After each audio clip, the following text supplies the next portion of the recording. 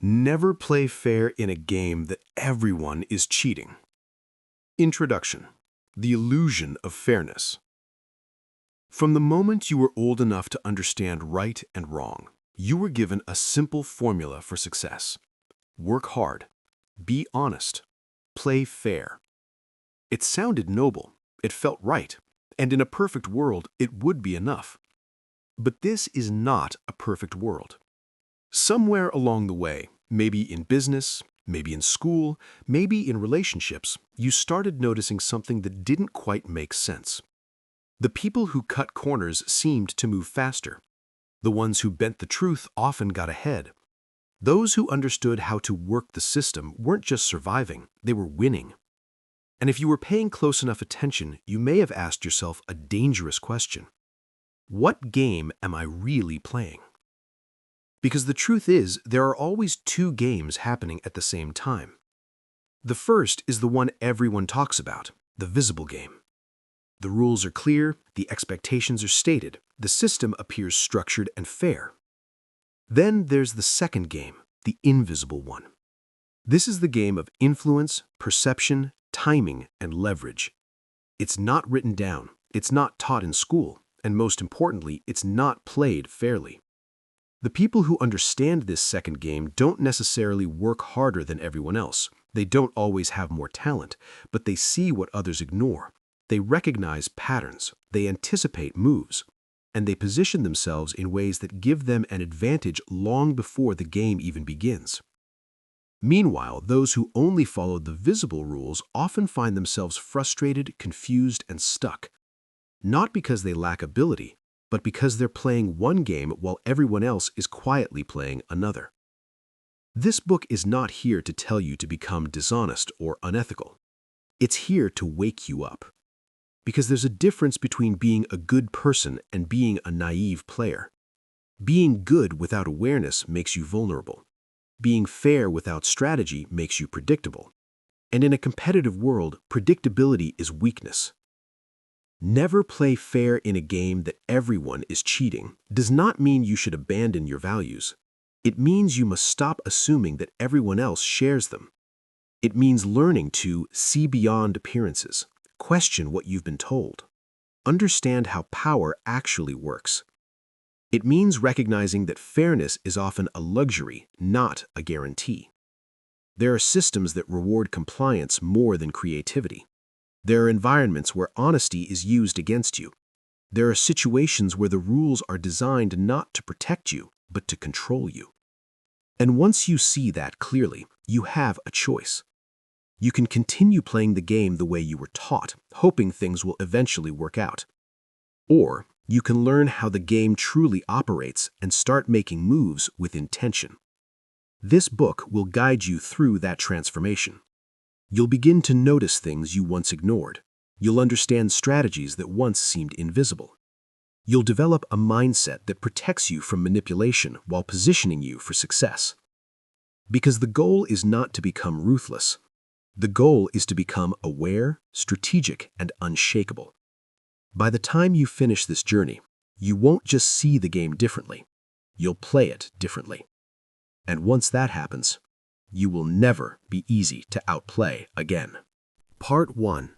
Understanding the Game. Chapter 1. The Myth of Fair Play. From a young age, you were taught to believe in fairness, that if you followed the rules, stayed honest, and treated others well, life would eventually reward you. That success was a straight line, effort in, results out. That the world, at its core, was balanced. It's a comforting belief, but it's not an accurate one. Fairness, in reality, is not a fixed law of the universe. It's a social agreement, an idea people promote to maintain order, not necessarily to guarantee justice. And while that idea has its place in building stable societies, it often collapses under the pressure of ambition, competition, and human nature. Because when stakes are high, people don't always play fair. They play to win. And winning, in many environments, is not determined by who follows the rules most faithfully, but who understands when rules are flexible, when they are enforced, and when they are quietly ignored. This is where most people make a critical mistake. They assume that everyone is playing the same game, by the same rules, with the same intentions. But that assumption creates a blind spot, a dangerous one. Because while you're focused on being fair, someone else may be focused on being effective. While you're waiting for recognition, someone else is positioning themselves to be seen. While you're respecting boundaries, someone else is testing how far they can push them. And slowly, without realizing it, you fall behind, not because you lack ability, but because you're operating on a different set of expectations. The myth of fair play doesn't just mislead you, it conditions you. It trains you to expect equal treatment in unequal environments, trust systems without questioning them, believe that effort alone guarantees reward. But the real world is more complex. Effort matters, but visibility multiplies it. Skill matters, but positioning amplifies it. Integrity matters, but awareness protects it. Without awareness, fairness becomes a liability. Imagine entering a competitive arena where some players follow every rule strictly, others bend rules when convenient, and a few ignore rules entirely, but never get caught. If you were the only one committed to strict fairness, you were not just playing differently, you were playing at a disadvantage. This doesn't mean fairness is useless, it means fairness, by itself, is incomplete. It must be paired with perception. You need to understand who you're dealing with, what environment you're in, and which rules are real and which are illusions. Because not every game is meant to be played the same way. There are environments where fairness is respected and rewarded, and there are environments where fairness is exploited. Wisdom is knowing the difference. The most dangerous mindset is blind fairness, the belief that doing the right thing will always lead to the right outcome. Sometimes it will, but sometimes it will make you predictable. And predictability in competitive spaces invites exploitation. This is why many hard-working, honest people feel stuck. They're not failing because they're doing the wrong things. They're failing because they're doing the right things in the wrong environment or at the wrong level of awareness. Breaking free from the myth of fair play doesn't mean becoming dishonest. It means becoming strategic. It means understanding that rules exist, but so do exceptions. Systems function, but they can be navigated. People speak of fairness, but act in self-interest. Once you see this clearly, something shifts. You stop expecting the game to adjust to you, and you start adjusting intelligently to the game. You begin to ask better questions. What is actually being rewarded here? Who benefits from these rules? What are others doing that isn't obvious? And most importantly, how do I play this game without being played? That is the moment you move from being a participant to becoming a strategist. Because the truth is simple, even if it's uncomfortable. Fair play is an ideal, but winning requires awareness of reality. Chapter 2. The Invisible Rules Nobody Tells You. If life were governed only by the rules you were taught, success would be simple. Study hard, work consistently, be loyal, wait your turn. But at some point, reality starts to feel inconsistent. You see people with less experience moving ahead faster. You notice opportunities going to those who don't seem the most qualified. You watch doors open, not for the hardest worker, but for the most connected, the most visible, or the most strategic. And that's when it becomes clear. There are rules, and then there are real rules. The rules you were taught are the visible ones. They are clean, structured, and socially acceptable. But the real game is influenced by a second layer, the invisible rules. These are not written down, they are not announced, but they are followed, consciously or unconsciously, by those who consistently win. Rule number 1. Perception often matters more than reality. You may believe that your work should speak for itself, but in most environments, it doesn't. People don't respond to what is true. They respond to what is visible, framed, and repeated. Someone less skilled but highly visible can outperform someone highly skilled but invisible. Why? Because opportunities flow towards perception, not just performance.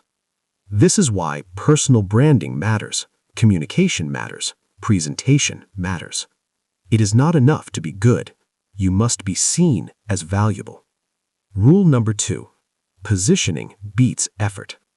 Effort is important, but effort in the wrong place produces little result. Two people can work equally hard. One struggles for years, the other rises quickly. The difference is positioning. Being in the right environment, around the right people, with the right exposure, can multiply your results without increasing your effort.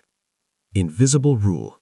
Where you stand determines what you see and what sees you. Rule number 3. Access is power. Not all opportunities are public. In fact, many of the most valuable ones are shared privately, circulated within networks, given to trusted individuals. This means success is not just about what you know, it's also about who knows you. Access creates advantage, and access is rarely given, it is built, earned, or strategically created. Rule number 4. People act in self-interest first.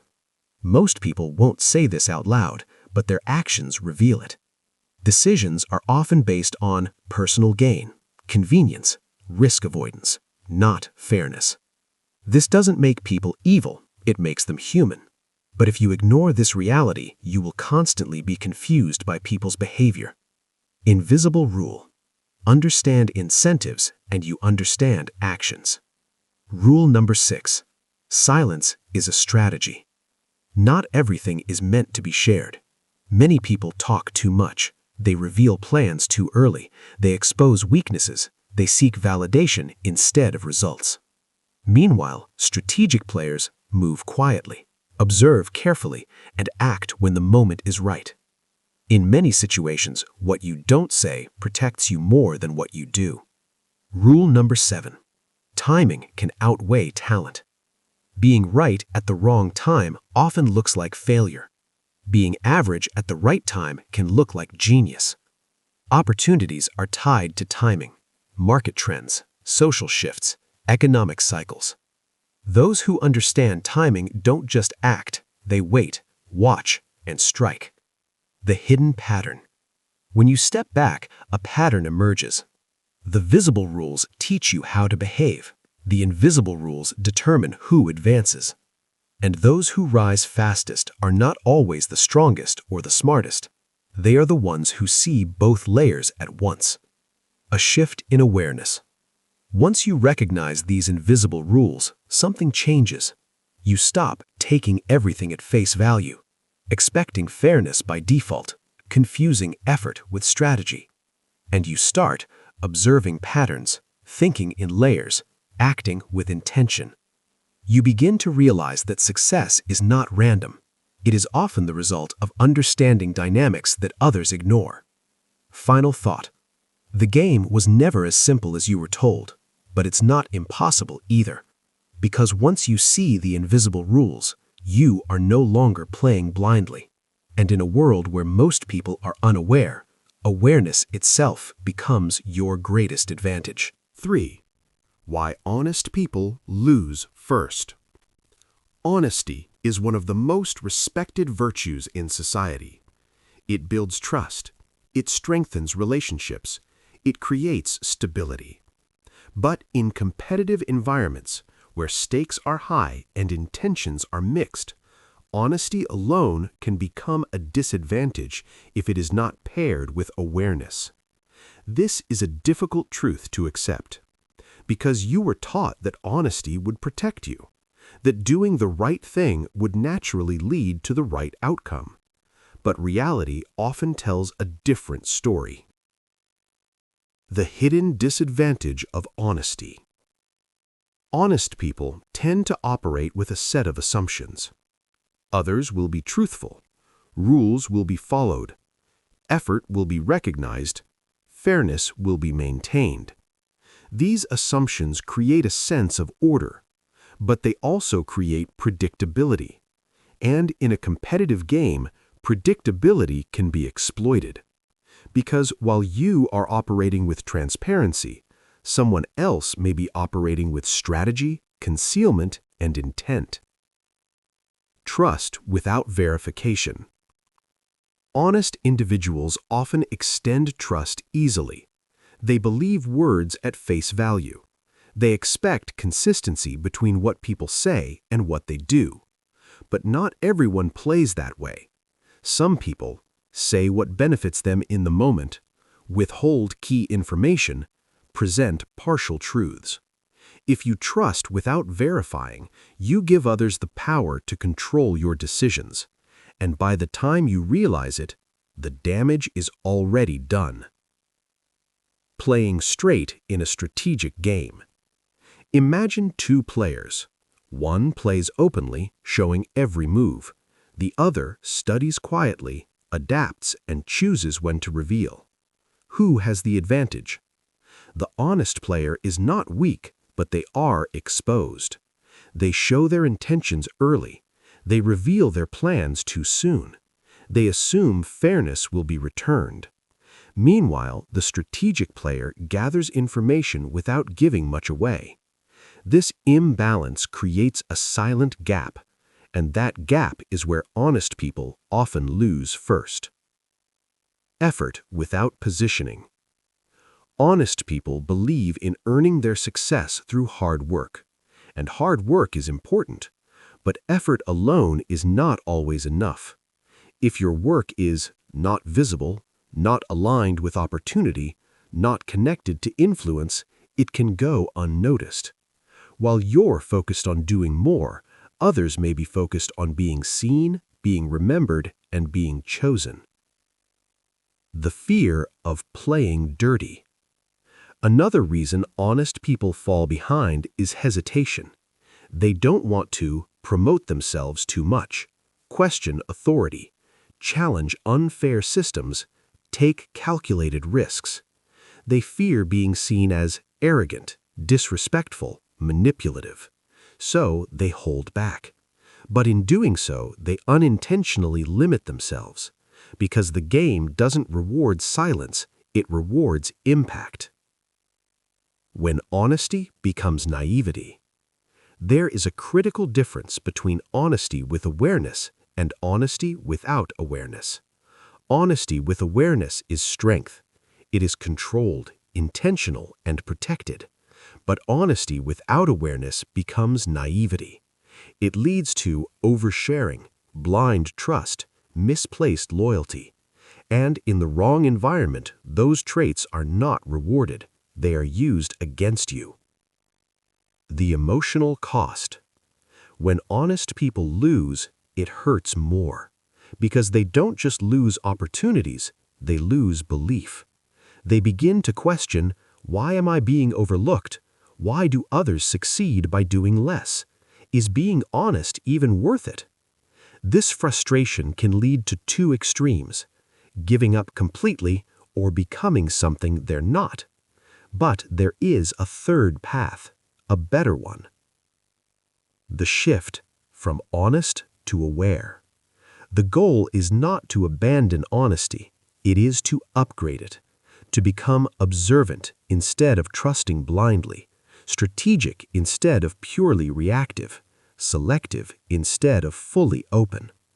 You can still tell the truth, work hard, build integrity, but you must also read people carefully, protect your information, and understand the environment you're in, because honesty should be a choice, not a vulnerability.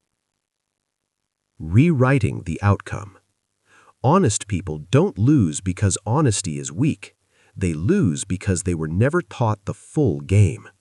Once you understand how people operate, how systems function, and how influence works, you stop being easy to outmaneuver.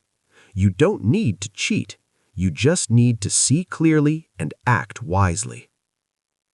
Final thought. In a world where not everyone plays fair, being honest is not enough. But being honest and aware, that's power. Because when you combine integrity with strategy, You become something rare, a person who cannot be easily deceived, cannot be easily used, and cannot be easily defeated. 4. The psychology of cheaters. To understand the game, you must understand the players. And among the most misunderstood players are those who cheat. Most people imagine cheaters as obvious villains, deceptive, malicious, and easy to identify. But in reality, many of them don't look dangerous at all. They can be charming, confident, even likable. And more importantly, they rarely see themselves as the villain. The first truth: cheaters justify themselves. Very few people wake up thinking, "Today I will do something wrong." Instead, they operate through justification. They tell themselves, "Everyone does it. I'm just leveling the playing field. The system is already unfair. I deserve this." These internal narratives allow them to act without guilt, because once a person believes their actions are justified, they stop questioning them. The advantage of flexible morality. Cheaters often operate with a flexible sense of right and wrong. Their decisions are not fixed, they are situational. If bending a rule benefits them and the risk is low, they proceed. If honesty benefits them, they appear honest. This adaptability gives them an edge. While others are bound by rigid principles, they are guided by outcomes. And in fast-moving environments, flexibility can outperform consistency. They study people, not just rules. One key difference between honest players and strategic ones is focus. Honest players focus on doing things correctly, following instructions, meeting expectations. Cheaters focus on reading people, identifying weaknesses, exploiting patterns. They ask, who can be influenced? Who is too trusting? Where are the gaps in the system? This makes them dangerous, not because they are smarter, but because they are observant in a different way. Risk versus reward thinking. Cheaters are not always reckless. In fact, many are calculated. Before acting, they often weigh, what do I gain? What could I lose? How likely am I to get caught? If the reward outweighs the risk, they move. If not, they wait. This makes their behavior appear inconsistent, but it is actually strategic. Confidence as a weapon. Confidence is one of the most powerful psychological tools, and many cheaters use it well. They speak with certainty, avoid hesitation, project authority. Why does this work? Because people tend to trust confidence even when it's not backed by truth. This allows them to influence decisions, avoid suspicion, control narratives. Emotional detachment. Another trait is emotional distance. Cheaters are often less concerned with fairness, loyalty, or emotional consequences. Not always because they lack empathy, but because they prioritize results over feelings. This allows them to make decisions that others hesitate to make. While someone else is thinking, is this right? They are thinking, does this work? They exploit predictability. Perhaps the biggest advantage cheaters have is this: they rely on the predictability of honest people. They know that honest people will trust, honest people will wait their turn, honest people will follow rules, and they use that predictability as leverage. If they can anticipate your behavior, they can position themselves ahead of you.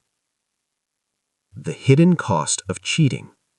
It's important to understand this. Cheating is not a perfect strategy. It comes with risks: loss of trust, damaged reputation, long-term consequences. Some win quickly but lose later. Others maintain success by staying just within the line of being acceptable. The real lesson. This chapter is not about encouraging you to become a cheater. It's about removing your blind spots. Because if you don't understand how these individuals think, you will always be one step behind them. From awareness to advantage. When you understand the psychology of cheaters, you begin to recognize manipulation early, question unusual behavior, protect your position, avoid being easily influenced. You stop assuming everyone plays the same way, and that alone changes everything. Final thought. Cheaters don't always win because they are better. They win because they are playing a different mental game. Once you understand that game, you don't need to copy them. You simply need to stop being predictable to them, because the moment you are no longer easy to read, you are no longer easy to beat. Part 2. Seeing through the system. 1. How systems are designed to control you.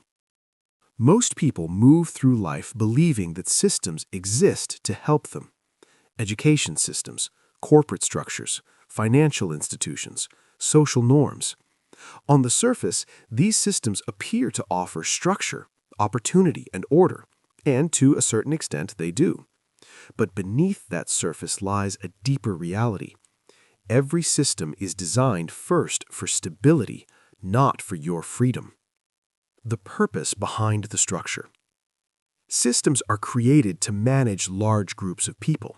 To do that effectively, they must reduce unpredictability, encourage compliance, maintain control. Because when people behave in predictable ways, systems function smoothly. But here's the trade-off. The more predictable you become, the easier you are to manage. The illusion of choice. Many systems give you options, but those options are often limited to what the system can control. For example, you can choose a career path, but within structured tracks. You can earn money, but through predefined channels. You can express opinions, but within acceptable boundaries. This creates a feeling of freedom, but in reality, it is guided freedom. You are choosing, but within a framework that has already been decided. Rewarding compliance. One of the most effective control mechanisms is reward. Systems don't need to force you if they can incentivize you. They reward obedience, consistency, predictability. You are praised for following instructions, meeting expectations, staying within boundaries. And over time, this conditioning becomes internal. You don't need to be controlled externally anymore because you start controlling yourself. Punishing deviation. On the other side, systems discourage behavior that disrupts order, not always through harsh punishment, but through subtle consequences. Being overlooked, being excluded, being labeled difficult, losing opportunities. This creates fear not of failure, but of stepping outside the line. So most people stay within it. The power of labels. Systems also use labels to shape behavior. You're called successful if you follow the expected path, risky if you challenge norms, unrealistic if you think differently. These labels influence how others see you and how you see yourself. Over time, they can limit your willingness to explore beyond what is accepted. Time as a control tool. One of the most effective forms of control is time structure. Schedules, deadlines, routines, they keep you occupied. Not necessarily in a negative way, but in a way that leaves little room for deep thinking, questioning, strategic planning. When you are constantly busy, you rarely step back to ask, is this system working for me or am I working for it? Information control. Systems don't just control actions, they influence what you know. By controlling what is taught, what is emphasized, what is ignored. They shape your perception of reality. If you only see one version of how things work, you rarely question it. And if you don't question it, you remain within it. Why most people don't notice. The most effective systems are not the ones that force control. They're the ones that make control feel normal. When everyone follows the same path, the same beliefs are repeated, the same outcomes are expected, it becomes difficult to see alternatives. Because to question the system is to step outside of what feels familiar and sometimes what feels safe. Breaking the pattern. Seeing through the system doesn't mean rejecting everything. It means becoming aware. It means asking questions like, who benefits from this structure? What behavior is being encouraged? What behavior is being discouraged? Is this path leading me where I actually want to go? Awareness gives you options, and options give you power. Operating within versus thinking beyond. You don't always need to fight the system. Sometimes the smarter move is to understand how it works, use it where it benefits you, step outside it where it limits you. Because the goal is not rebellion, the goal is independence of thought. Final thought. Systems are not inherently bad, but they are not neutral either. They are designed with purpose, and if you don't understand that purpose, you will spend your life following paths that were never truly your own. But once you see clearly, you stop being controlled unconsciously, and you start moving intentionally. Because the moment you understand the system is the moment you stop being just a part of it and start learning how to navigate it on your terms. 2. The power of information asymmetry. In every game, business, money, relationships, influence, there is one advantage that quietly outweighs almost everything else: knowing something others don't. This is called information asymmetry. It simply means one side has more, better, or earlier information than the other. And in many cases, that alone determines who wins. Why information is power. Most people think power comes from money, status, strength, but all of those are often results of something deeper: access to the right information at the right time. The person who knows when to act, where to move, who to trust, will almost always outperform someone who is guessing, even if that person is more talented or hardworking. The timing advantage. Information is not just about what you know, it's about when you know it. Consider this.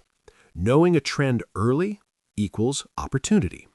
Knowing it late equals competition. Missing it completely equals irrelevance. Those who move first often face less resistance, take bigger positions, gain disproportionate rewards. By the time everyone else catches on, the advantage is already gone. Hidden layers of information. Not all information is obvious. Some of the most valuable insights are not publicly shared, not easily accessible, not clearly explained.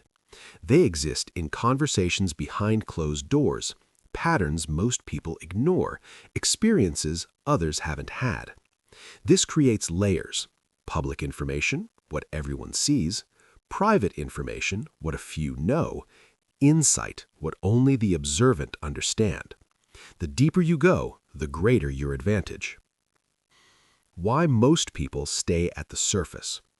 Many people rely only on visible information. They follow headlines, accept first explanations, react instead of analyze. This keeps them at the same level as everyone else, because if everyone sees the same thing, no one has an advantage. The role of curiosity. People who gain informational advantage tend to ask better questions. Why is this happening? Who benefits from this? What is not being said? They don't stop at the surface, they dig. And that curiosity separates them from the majority. Information versus interpretation. Having information is not enough. Two people can have the same data and reach completely different conclusions. The difference lies in interpretation. Strategic thinkers connect patterns, see cause and effect, anticipate outcomes. Others focus only on what's obvious, miss the deeper meaning. This is why awareness is not just about collecting information, it's about understanding it better than others. Access, the hidden gatekeeper. Not all information is freely available. Some of it depends on who you know, where you are positioned, what circles you move in. This is why networks matter, because often opportunities don't come from public knowledge. They come from shared insight within trusted circles. Information gaps create opportunities. Wherever there is unequal information, there is opportunity. For example, a seller knows more about a product than a buyer. An insider knows more about a decision than the public. An experienced player sees patterns a beginner misses. Those who recognize these gaps can act earlier, negotiate better, avoid unnecessary risks. But information asymmetry can be used against you. Just as it can empower you, it can also make you vulnerable. If someone else knows more than you and you don't realize it, they can influence your decisions, control outcomes, position themselves ahead of you. This is how many people lose without understanding why. Closing the gap. You don't need to know everything, but you should aim to ask deeper questions, verify what you're told, observe patterns over time, learn from those ahead of you, and most importantly, never assume you have the full picture. From information to advantage. Once you understand the power of information asymmetry, you stop moving blindly. You begin to seek clarity before acting, position yourself where information flows, value insight over noise. You realize that success is rarely accidental. It is often the result of seeing what others don't and acting on it sooner. Final thought. In a world where many people are reacting, those who are informed are deciding. Because the one who understands the situation best usually controls the outcome. And when you learn to close information gaps or create them, you move from being a participant in the game to becoming someone who quietly shapes it. 3. Spotting manipulation in real time. Manipulation is rarely loud. It doesn't always look aggressive, obvious, or threatening. In fact, the most effective manipulation is often subtle, calm, and persuasive. It feels like a normal conversation, a simple suggestion, a harmless opportunity. And that's exactly why it works. Because by the time most people realize what's happening, they've already been influenced. The nature of manipulation. At its core, manipulation is simple. Someone is trying to influence your decision for their benefit, without fully revealing their intention. This doesn't always mean something evil is happening, but it does mean one thing: you are not being given the full picture. Why most people miss it. Manipulation works because it targets natural human tendencies: trust, emotion, urgency, desire for approval. When these are triggered, your ability to think clearly decreases. Instead of analyzing, you react, and reaction is where control is lost. The first signal, pressure. One of the clearest signs of manipulation is urgency. Phrases like, "You have to decide now," "This opportunity won't last," "Everyone else is already doing it." These are designed to rush your thinking and bypass your logic. Because when you slow down, you start asking questions, and questions are dangerous to manipulation. The second signal, emotional triggers. Manipulators often push emotional buttons. Fear, "If you don't act, you'll miss out." Guilt, "I thought you cared." Excitement, "This will change your life." Validation, "You're smart, you'll understand this." When emotions rise, logic drops, and decisions made in emotional states are easier to influence. The third signal, incomplete information. Another common tactic is withholding key details. You're told the benefits, the upside, the reward, but not the risks, the downsides, the full context. This creates a distorted view, and you end up making decisions based on partial truth. The fourth signal, overconfidence. Be cautious of people who speak with absolute certainty, avoid questions, dismiss concerns quickly. Confidence can be real, but it can also be used as a tool to override your doubts, because many people equate confidence with credibility. The fifth signal, too good to question. If something feels perfect, easy, guaranteed, pause, because real opportunities usually involve trade-offs, risks, and effort. When something sounds flawless, it may be designed to lower your guard. The sixth signal, shifting the frame. Manipulators often control how you see the situation. They may reframe problems to suit their agenda, redirect your attention, change the focus when you question them. Instead of answering directly, they guide your thinking in a direction that benefits them. The power of pause. The simplest defense against manipulation is this: pause. You don't need to react immediately.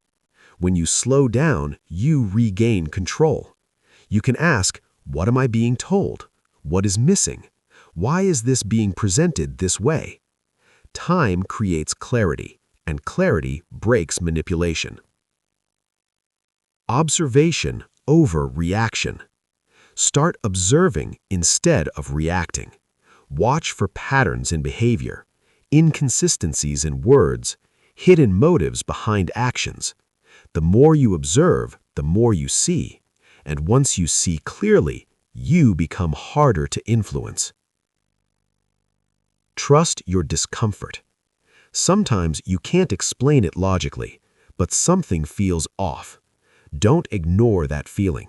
It's often your mind detecting mismatch, pressure, inconsistency. You don't need full proof to slow down. Awareness is enough. Responding without confrontation. You don't always need to call out manipulation directly. Sometimes the best response is asking questions, taking time, saying, "I'll think about it." This shifts control back to you without creating unnecessary conflict. Final thought. Manipulation only works when it goes unnoticed. The moment you see it clearly, its power begins to fade. Because awareness does something powerful. It breaks automatic reactions. And when you stop reacting automatically, you start choosing deliberately. In a world where influence is constant, the ability to think clearly in real time is not just a skill, it's a form of protection. 4. The cost of blind trust. Trust is one of the most valuable forces in human life. It allows relationships to form. It makes cooperation possible. It reduces friction in a complex world. Without trust, everything becomes difficult. But there is a critical distinction most people are never taught. Trust is powerful, but blind trust is dangerous. What is blind trust? Blind trust is not just believing in people. It is believing without verification, without awareness, and without boundaries. It sounds like, "I'm sure they mean well. They wouldn't do that to me. I don't need to check."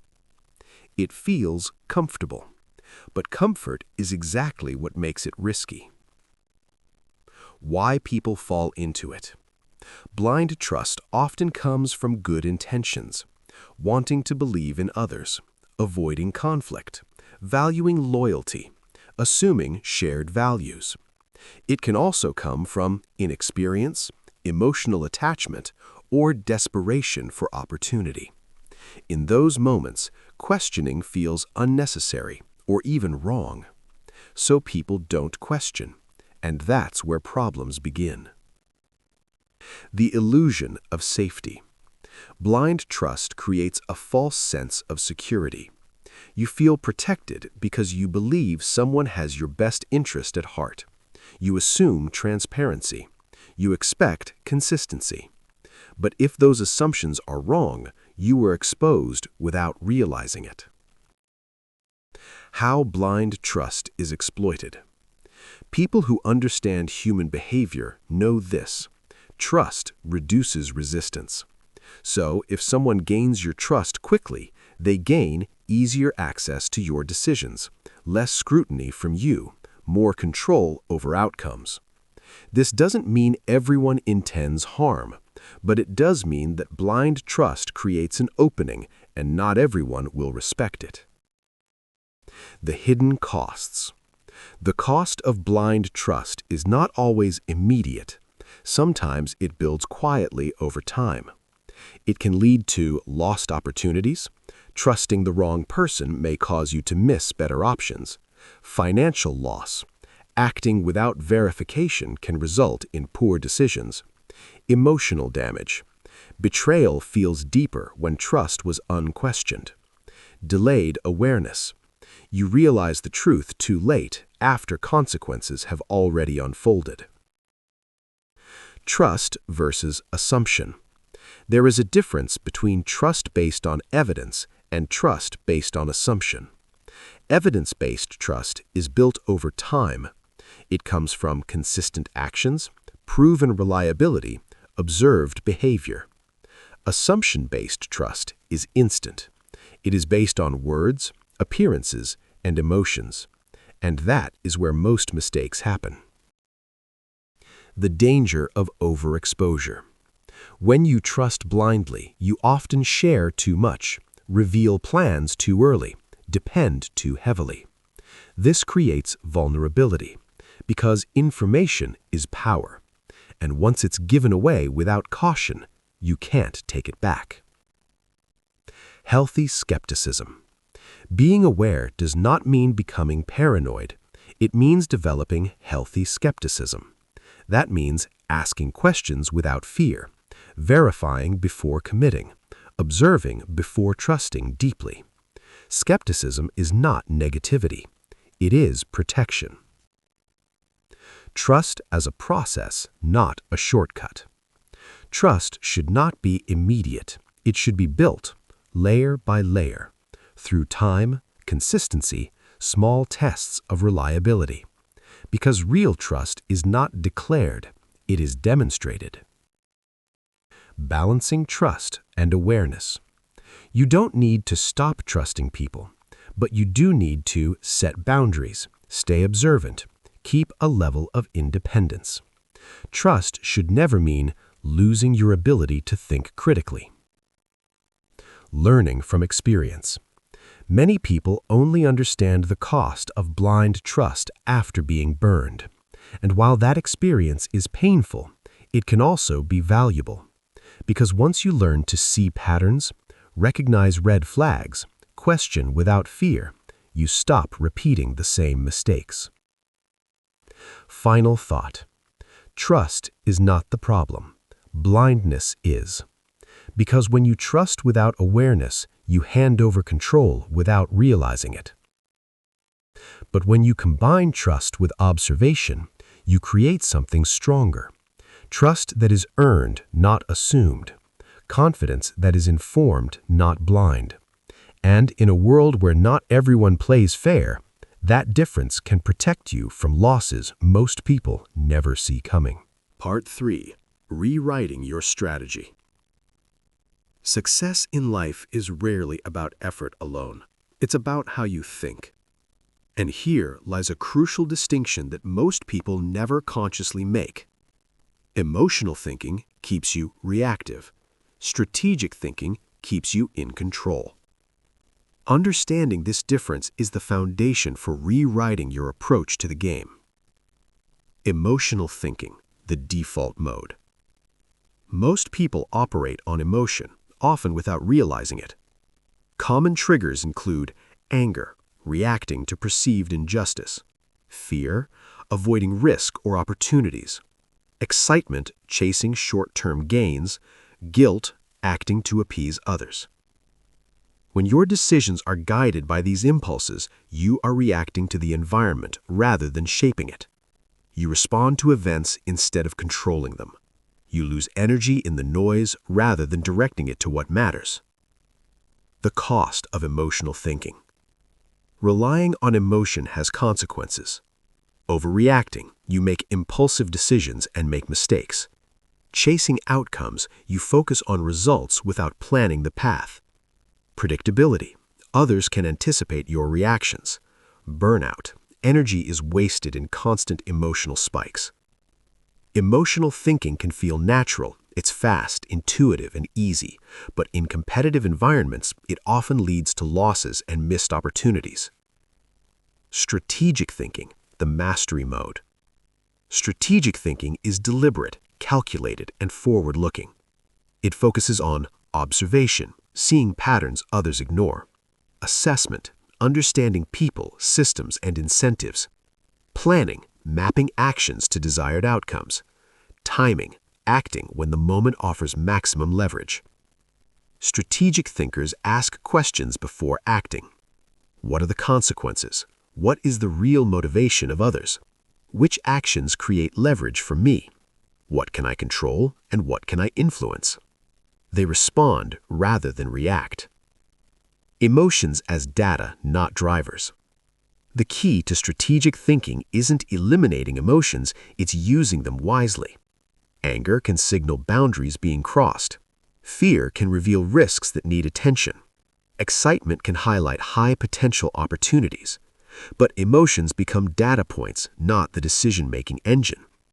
You notice them, you measure their impact, you let reason guide the response. The advantage of detachment. Strategic thinkers maintain a degree of detachment. They do not take provocations personally. They do not let temporary frustration dictate choices. They see the bigger picture instead of getting lost in the moment. This detachment creates clarity, which is the foundation for winning in environments where others are reactive and emotional. Predictability versus control. Emotional thinkers are predictable. Their reactions are often easy to anticipate.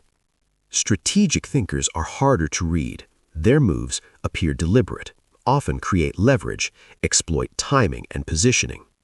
Being unpredictable is a subtle but powerful advantage in any competitive environment.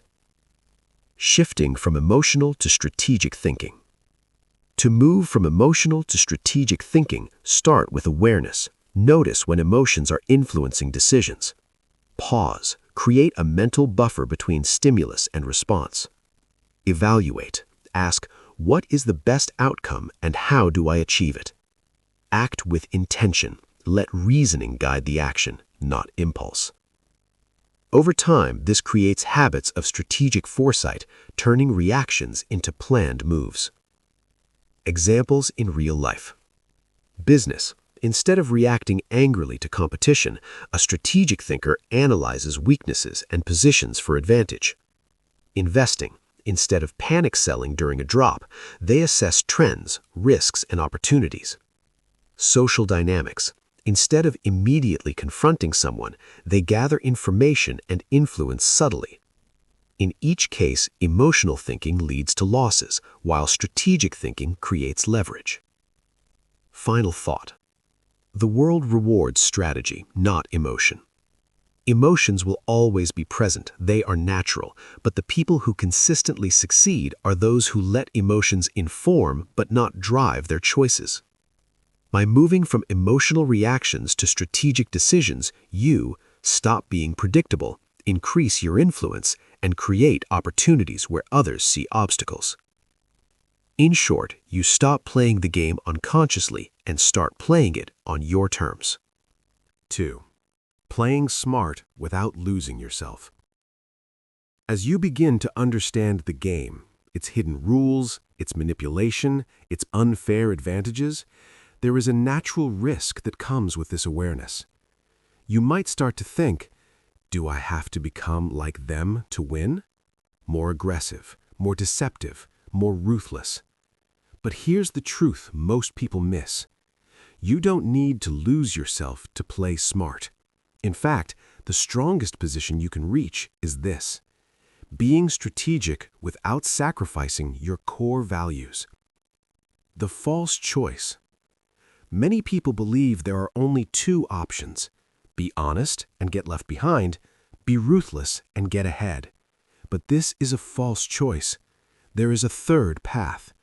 Be aware, be strategic, and stay grounded. This path is harder, but far more powerful. What playing smart really means. Playing smart is not about cheating. It's about understanding people and situations, choosing your actions carefully, protecting your position, thinking ahead. It means you are no longer naive. You see the game clearly and you move with intention. The risk of overcorrection. When people first wake up to how the world works, they often overcorrect. They stop trusting anyone, become overly secretive, act cold or manipulative, chase advantage at all costs. But in doing so, they lose something important: their identity. They become what they once disliked, and ironically, this often leads to burned relationships, loss of credibility, internal conflict. Your values are not weaknesses. Being honest, respectful, and principled is not a disadvantage. What makes it a disadvantage is lack of awareness. When combined with strategy, your values become a foundation for trust, a filter for decision-making, a long-term advantage. Because while manipulation may win short-term, integrity builds lasting power. Boundaries are the missing piece. The key to playing smart without losing yourself is boundaries. You can be kind but not naive, be honest but not exposed, be open but not unguarded. Boundaries protect your values. They allow you to operate in complex environments without being taken advantage of. Choose where to be fully open. Not everyone deserves full access to you. Smart players share selectively, trust gradually, observe before committing. This doesn't make you fake, it makes you intentional. Because openness without discernment leads to vulnerability. Adapt without becoming fake.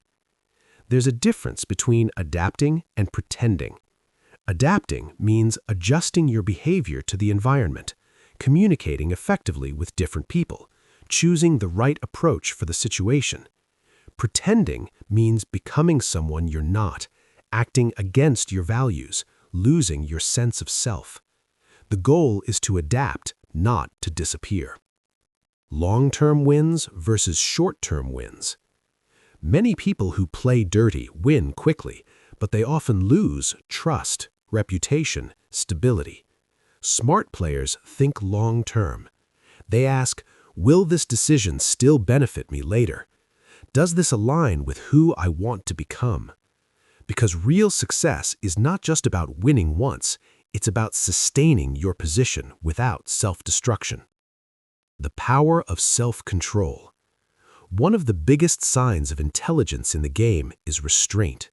You don't react to everything, reveal everything, chase every opportunity. You choose carefully. Because discipline creates consistency, and consistency builds strength. Your identity is your anchor. In a complex and sometimes unfair world, your identity becomes your anchor. It reminds you what you stand for, what you won't compromise, what truly matters. Without that anchor, it's easy to drift. With it, you can navigate anything. The balanced player. The most powerful players are not the loudest or the most aggressive. They are the most balanced. They understand the game, move strategically, protect themselves, stay true to who they are. They don't need to prove anything because their actions speak clearly. Final thought. Playing smart is not about becoming someone else. It's about becoming a more aware version of yourself. Because when you combine awareness, strategy, and integrity, you create something rare. A player who can compete without being corrupted, a mind that can adapt without being controlled, a person who wins, not just externally, but internally. And that kind of victory is the one that truly lasts. 3. The art of calculated moves. In any competitive environment, success is rarely about constant action. It's about intentional action. Most people believe progress comes from doing more, moving faster, acting quickly, responding immediately. But the truth is different. Winning often comes from doing less, but doing it with precision. This is the art of calculated moves. The difference between activity and strategy. Being busy is not the same as being effective. Many people take action without thinking, react to every opportunity, make decisions under pressure. This creates motion, but not progress. Calculated players, on the other hand, pause before acting, evaluate outcomes, and choose moves that create leverage. They don't just act, they act with purpose. Every move has a cost. Before making any decision, strategic thinkers ask, what do I gain? What do I risk? What am I giving up by choosing this? Because every move takes time, uses energy, closes other options. Nothing is free. And those who ignore this often make decisions that feel right in the moment but cost them later. Thinking in consequences. Calculated moves are built on foresight. Instead of asking what happens now, they ask what happens next and after that. This creates a chain of awareness: immediate outcome, short-term effect, long-term consequence. While others focus on the first step, strategic players are already thinking 3 steps ahead. The power of patience. One of the most underrated skills is patience.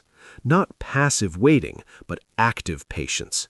This means observing situations before engaging, letting others reveal their intentions, waiting for the right moment to act, because timing can turn an average move into a powerful one, and a poorly timed move, even if correct, can fail. Less moves, more impact. Calculated players don't try to do everything. They focus on high-impact decisions, key moments, strategic opportunities. They understand one well-timed move can outweigh 10 rushed ones. This is how they conserve energy while maximizing results. Avoiding emotional decisions. Many bad decisions come from pressure, excitement, or fear of missing out. Calculated thinkers recognize this. They don't let urgency control them. Instead, they step back, analyze clearly, and decide when emotions have settled, because clarity leads to precision. Information before action. A calculated move is rarely made in ignorance. Before acting, strategic players gather relevant facts, context, and patterns. They don't rush into decisions blindly. They build a clear picture first, because the better your understanding, the better your move. Flexibility in execution. Being calculated doesn't mean being rigid. Sometimes new information appears, situations change, opportunities shift. Smart players adjust. They don't stick to a plan just because they started it. They adapt without losing direction. Knowing when not to move. One of the most powerful moves is not acting at all. Sometimes the risk is too high, the timing is wrong, the information is incomplete. In these moments, restraint is strength, because not every opportunity is meant to be taken. Precision over perfection. Calculated moves are not about being perfect, they are about being precise enough. Waiting for perfect conditions can lead to inaction, but moving with clarity and confidence based on available information creates momentum. The quiet advantage. Calculated players often go unnoticed. They don't rush, they don't announce every move, they don't seek constant attention, but when they act, the impact is clear, because their moves are not random, they are designed. Final thought. In a world full of noise and constant movement, the real advantage belongs to those who can think before they act. because the difference between losing and winning is not often effort, it's decision quality. When you master the art of calculated moves, you stop reacting to the game and start shaping it. You move with intention, you act with clarity, you choose with purpose. And over time, those small, precise decisions compound into something powerful: control over your outcomes. 4. Building leverage instead of luck. Many people spend their lives waiting for luck, a lucky break, a lucky opportunity, a lucky connection. And when success doesn't come, they feel stuck, believing they just haven't had the right moment yet. But here's the truth. Luck is unpredictable. Leverage is intentional. And those who consistently win don't rely on luck. They build leverage. What is leverage? Leverage is the ability to multiply your results without multiplying your effort. It means doing one thing that creates many outcomes, making one move that opens multiple doors, using resources in a way that amplifies impact. Instead of working harder, you work smarter and more strategically. The problem with chasing luck. Luck feels attractive because it requires no control. You hope someone notices you, something goes viral, an opportunity appears. But hope is not a strategy, and relying on luck puts your future in the hands of timing you don't control, people you don't influence, events you can't predict. That's a weak position. Leverage changes the game. Leverage shifts you from waiting to creating, hoping to positioning, reacting to influencing. It gives you an advantage that compounds over time, because once leverage is built, it continues working even when you're not. Types of leverage. There are several powerful forms of leverage you can build. 1. Skill leverage. Certain skills produce outsized results. For example, communication, sales, content creation, problem solving. These skills open opportunities, increase influence, create income potential. The more valuable the skill, the greater the leverage. 2. Network leverage. Who you know matters, not because of favoritism, but because of access, information flow, opportunity sharing. A strong network can introduce you to the right people, expose you to hidden opportunities, accelerate your progress. One connection can change your direction. 3. Time leverage. Most people trade time for results. Leverage allows you to earn beyond your direct effort, scale your impact. Examples include building systems, creating assets, automating processes. This turns your time into something that works beyond the present moment. 4. Knowledge leverage. Knowing what others don't or understanding it better creates advantage. This includes market insight, trends, strategic thinking. Knowledge allows you to act earlier, avoid mistakes, make better decisions, and better decisions lead to better outcomes. 5. Platform leverage. In today's world, platforms amplify reach. Whether it's social media, content channels, or digital tools, they allow one message to reach thousands or even millions. This is why visibility matters, because reach creates opportunity. Small leverage, big results. Leverage doesn't need to be massive to be powerful. Even small advantages, a key skill, a valuable connection, a strategic decision can compound over time, and over months or years, that compounding effect becomes significant. Positioning yourself for leverage. To build leverage, you must think differently. Ask, what can I build that continues to work for me? What skills give me the highest return? Who can I connect with that expands my opportunities? Where can I create impact beyond my direct effort?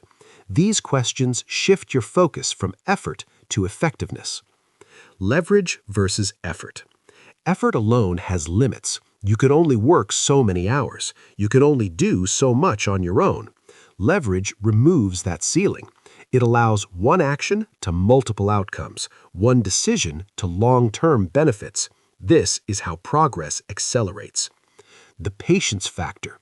Building leverage takes time. It's not instant like luck, but once it's in place, it becomes more reliable because it is built, not given. The quiet advantage. People chasing luck often look busy. People building leverage often look slow. But over time, the difference becomes clear. One group keeps starting over, the other keeps building forward. Final thought. Luck may give you a moment. Leverage gives you momentum. And momentum is what creates lasting success. Because when you build leverage, you no longer depend on chance. You create your own opportunities. You multiply your efforts. You control your direction. And in a game where most people are waiting for something to happen, you become the one who makes things happen. Part 4. Winning without apology. Ethical power versus naive morality. As you begin to understand the game more clearly, you'll face an internal conflict, a quiet tension between what you were taught is right and what you now see actually works. This is where many people struggle, because they believe they must choose between being good or being successful. But that belief is incomplete. The real distinction is not between good and bad, it is between naive morality and ethical power. What is naive morality? Naive morality is the belief that doing the right thing will always lead to the right outcome. Everyone should be treated the same. Fairness should exist in all situations. It sounds admirable, but it has a weakness. It assumes the world operates on the same values you hold, and when that assumption is wrong, you become vulnerable. The problem with naive morality. Naive morality often leads to blind trust, overexposure, and avoidance of necessary confrontation, fear of taking strong action. It teaches you to always be open, always be fair, always give the benefit of the doubt, even when the situation doesn't deserve it. This creates imbalance, because while you are holding yourself to rigid standards, others may be adapting, bending, and advancing. What is ethical power? Ethical power is different. It is not about abandoning your values. It is about applying them with awareness and intelligence. It means you understand the environment, you recognize different intentions, and you choose your actions deliberately. Ethical power asks, what is the right action in this situation, not just in theory, but in reality? Fairness versus discernment. Naive morality treats everyone the same. Ethical power uses discernment. It understands that not everyone deserves the same level of trust. Not every situation requires full openness. Not every rule should be followed blindly. This is not unfairness. It is awareness applied wisely. Strength without cruelty. One fear people have is this: if I become more strategic, will I become cold or ruthless? Not necessarily. Ethical power allows you to be strong without being cruel, firm without being aggressive, strategic without being deceptive. You don't need to harm others to protect yourself, but you also don't need to sacrifice yourself to appear good. Knowing when to be firm. Naive morality avoids conflict. Ethical power understands that sometimes boundaries must be enforced. Decisions must be made without approval.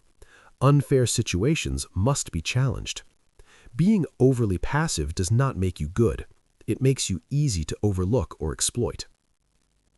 The role of responsibility. Ethical power comes with responsibility, because once you understand systems, people, strategies, you have the ability to influence outcomes. The question becomes, how will you use that awareness? To manipulate or to navigate wisely while maintaining integrity? Long-term consequences. Naive morality may protect your image in the short term, but it can cost you growth, opportunities, influence. Unethical behavior may create quick wins, but it often destroys trust, reputation, stability. Ethical power sits in the middle. It allows you to win effectively, maintain respect, build something sustainable. Self-respect over approval. One of the biggest shifts is this. You stop seeking approval from everyone. Instead, you ask, does this align with my principles? Am I acting with awareness? Am I protecting my position without harming my integrity? Because real confidence comes from self-respect, not external validation. The balanced mindset. Ethical power is balance. It is awareness without paranoia, strength without aggression, strategy without deception. It allows you to operate in complex environments without losing yourself. Final thought. You don't need to choose between being a good person and being successful. That choice is an illusion. Because true power is not found in extremes. It is found in balance. Knowing when to trust and when to question. Knowing when to act and when to wait. Knowing when to be open and when to protect yourself. In a world where not everyone plays fair, ethical power ensures that you don't become naive, but you also don't become lost. And that balance is what allows you to win without apology and without regret. Outsmarting the competition. Most people misunderstand competition. They think it's about working harder, being faster, pushing more. So they exhaust themselves trying to outwork everyone around them. But the truth is, you don't win by doing more. You win by thinking better. Outsmarting the competition is not about overpowering others. It's about positioning yourself so you don't have to fight the same battles they do. The trap of direct competition. When everyone is chasing the same goal the same way, the effort increases, the rewards decrease, the struggle becomes crowded. This is where most people get stuck. They compete directly. Same strategy, same approach, same mindset. And in doing so, they become replaceable. Step 1. Think differently. To outsmart the competition, you must first stop thinking like them. Ask, what is everyone else doing? Where is the crowd going? What assumptions are people making? Then look for gaps, overlooked opportunities, unexplored paths, because where everyone is looking, the advantage disappears. Step 2. Play a different game. Sometimes the smartest move is not to compete harder, it's to change the game entirely. Instead of fighting for attention, create your own platform. Competing on price, compete on value. Following trends, set your own direction. When you shift the game, you reduce competition automatically. Step 3. Use asymmetry. Outsmarting others often comes from using unequal advantages. This could be a unique skill, a different perspective, access to information, a specific niche. You don't need to be better at everything. You need to be better where it matters most. Step 4. Control perception. In many situations, perception influences outcomes more than reality. People respond to confidence, clarity, and positioning. If you present yourself strategically, you attract opportunities. You gain trust faster. You stand out without competing directly. This is not deception, it's intentional positioning. Step 5. Move quietly. Not every move needs to be visible. In fact, many advantages come from preparing in silence, observing others, acting without announcing. When you move quietly, you avoid unnecessary attention. You reduce resistance, you maintain control. By the time others notice, you are already ahead. Step 7. Exploit timing. Timing can turn average moves into powerful ones. Outsmarting competitors often means entering early before the crowd, waiting until others make mistakes, and acting when attention is low. Most people either rush or hesitate. Strategic players act at the right moment. Step 8. Avoid unnecessary battles. Not every competition is worth engaging in. Smart players choose where to compete, ignore distractions, and focus on high-impact opportunities. Because every battle costs time, energy, and focus, and wasting those on low-value competition weakens your position. Step 9. Learn from competitors. Your competition is also a source of information. Observe what they do well, where they struggle, how they position themselves. This gives you insight into what works, what doesn't, where you can differentiate. The quiet edge. Outsmarting the competition doesn't always look dramatic. It often looks like better decisions, smarter positioning, fewer mistakes. While others are reacting, chasing, competing blindly, you are thinking, planning, executing with clarity. Final thought.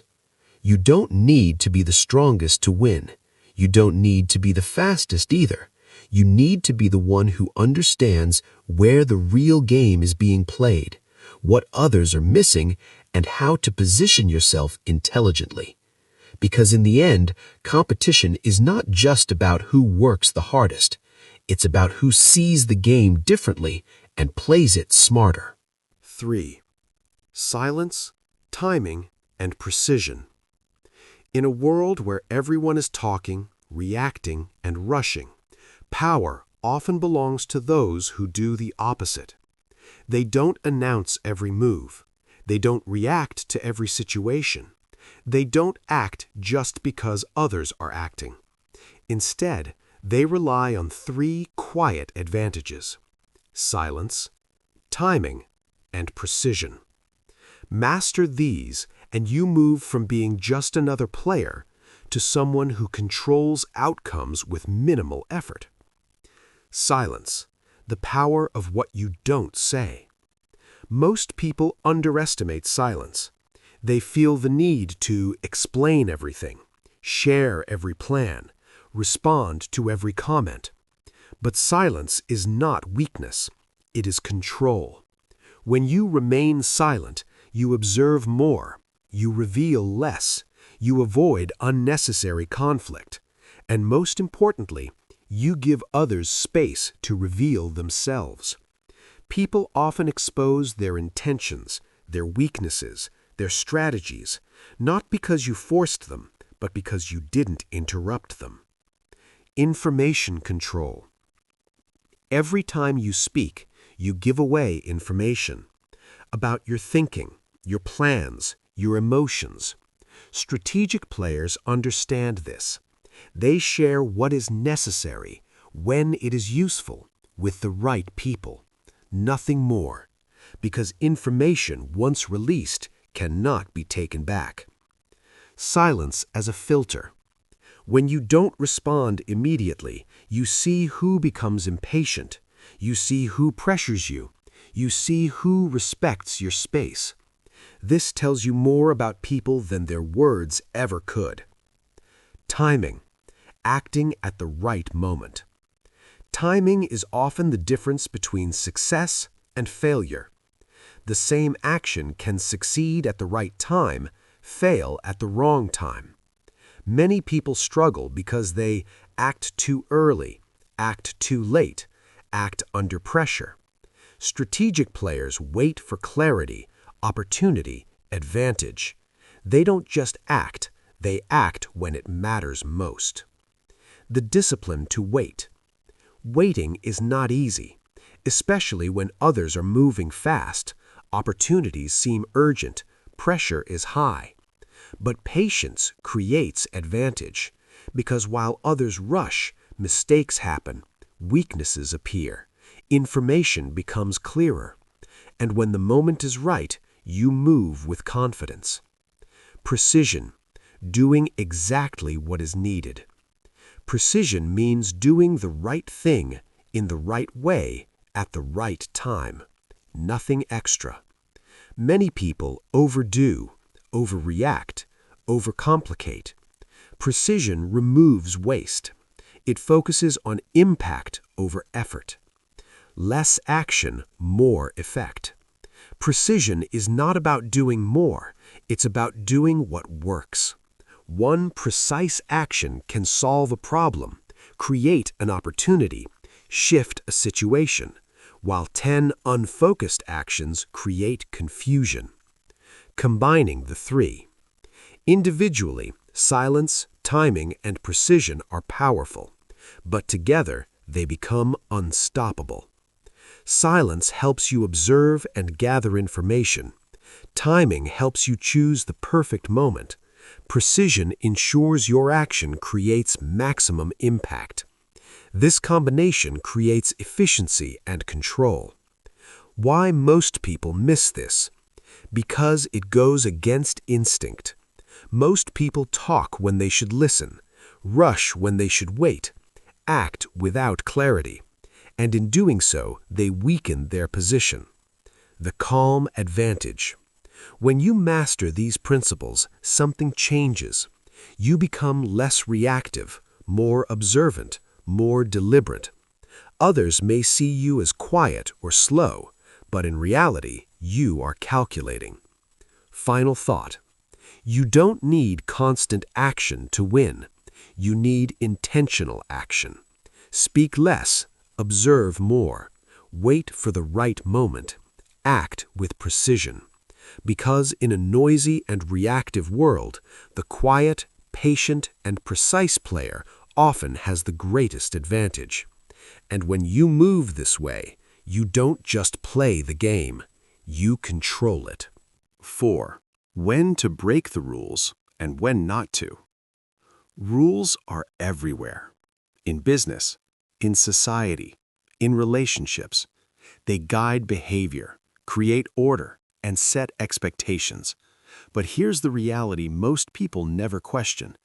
Not all rules are meant to help you win. Some are essential. Some are outdated. Some are designed to protect others more than they protect you. So the real skill is not just following rules. It's knowing which ones matter and which ones limit you. The purpose of rules. Before deciding whether to follow or break a rule, you must understand why it exists. Most rules fall into 3 categories: protective rules, designed to prevent harm; structural rules, designed to maintain order; and control rules, designed to limit behavior. Protective rules are usually worth respecting. Structural rules may be flexible.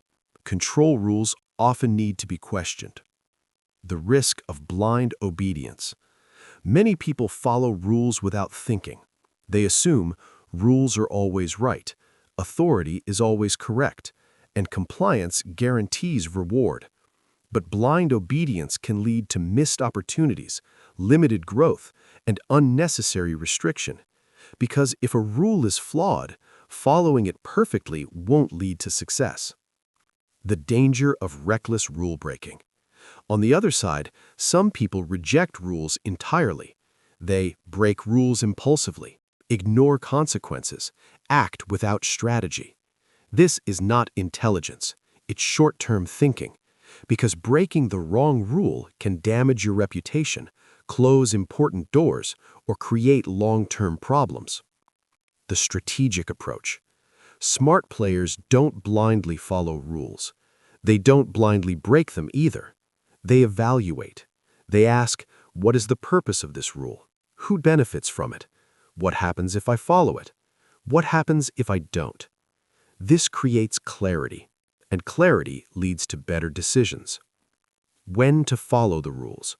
There are times when following the rules is the smartest move, when the rule protects you, when breaking it creates unnecessary risk, when compliance builds trust or credibility, when the system is watching closely. In these situations, discipline is strength, because not every battle is worth fighting. When to bend the rules. Sometimes rules are not absolute. They can be interpreted, adjusted, or navigated creatively. This is where flexibility comes in. You may not break the rule completely, but you work around it intelligently. This requires awareness, creativity, and confidence. When to break the rules. There are moments when breaking a rule becomes necessary. For example, when the rule limits your growth unfairly, when it blocks meaningful opportunity, when it serves control more than purpose. But even then, it must be done strategically, not emotionally. You consider the consequences, the timing, the impact on your long-term position. The role of awareness. The key difference between those who win and those who struggle is awareness. Unaware players follow rules blindly or break them impulsively. Aware players understand the system, choose their actions carefully, and accept responsibility for outcomes. Reputation still matters.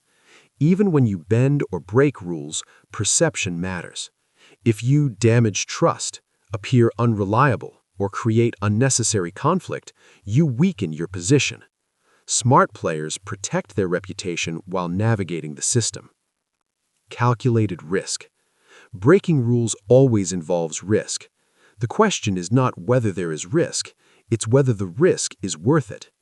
Ask, does this move me forward significantly? Can I handle the consequences if it goes wrong? If the answer is no, it may not be the right move. Power comes from choice. The moment you understand rules deeply, you gain something powerful: choice. You are no longer automatically obedient or automatically rebellious. You are intentional. Final thought. Rules are tools, not chains.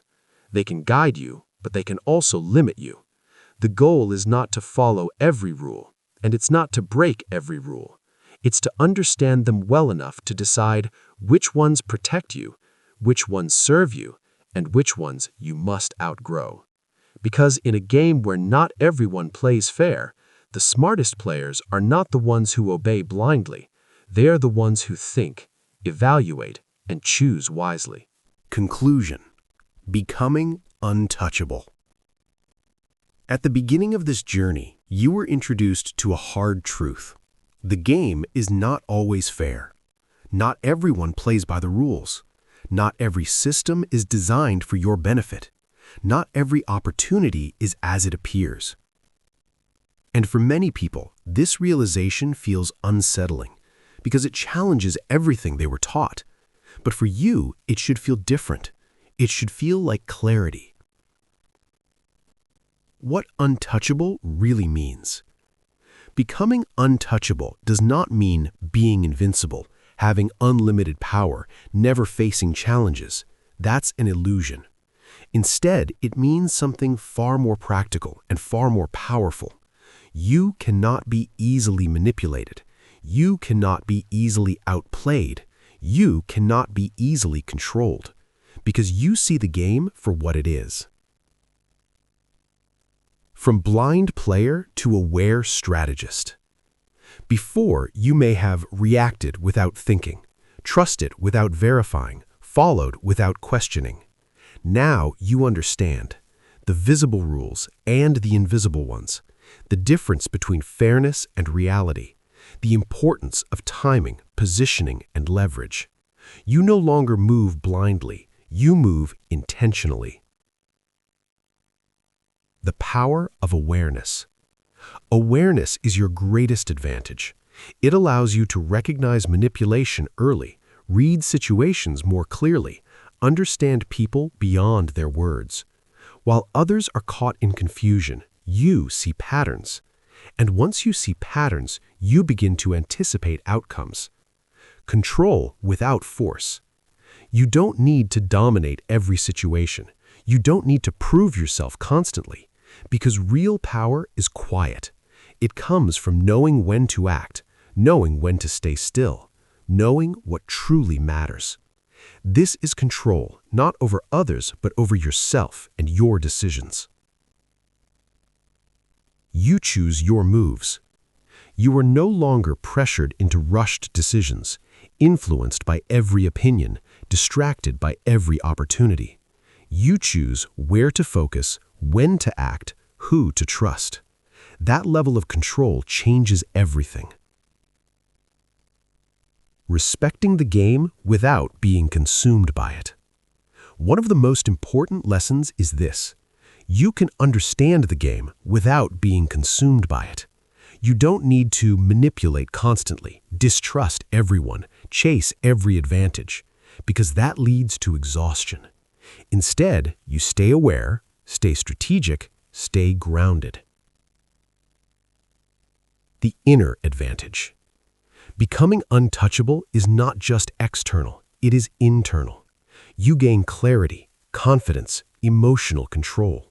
You are less shaken by setbacks, opinions, pressure, because you understand that every situation is part of a larger game, and you know how to navigate it. The long-term perspective. Many people chase quick wins, but untouchable players think long-term. They build leverage, protect their reputation, make decisions that compound over time, because they know winning once is luck, winning consistently is strategy. You become hard to replace. When you combine awareness, strategy, and integrity, you become valuable, not just because of what you do, but because of how you think. And that makes you hard to ignore, hard to outmaneuver, hard to replace. The final shift. At this point, the biggest change is not what you do, it's how you see. You no longer assume fairness, accept everything at face value, move without thinking. Instead, you observe deeply, think strategically, act intentionally. Final words. The world hasn't changed. The game hasn't changed. You have. And that changes everything. Because once you understand how the game is played, you are no longer just another participant.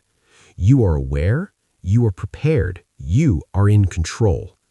And when you reach that level, you don't need to chase power. You don't need to prove anything. You simply operate differently, quietly, strategically, effectively, untouchable.